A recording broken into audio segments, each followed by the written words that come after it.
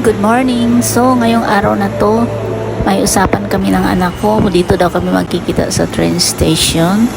Dahil manonood kami ng circus. So, sa ngayon, nandito na kami, dumating na. Papunta na kami ng venue. So, ito yung location at siya, nandito na nga. Yan na nga. So, papunta na kami doon sa loob.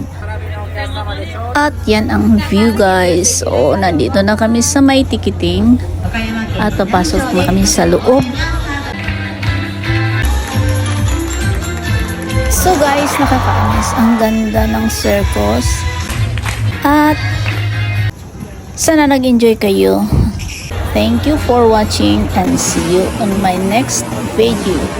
Bye-bye!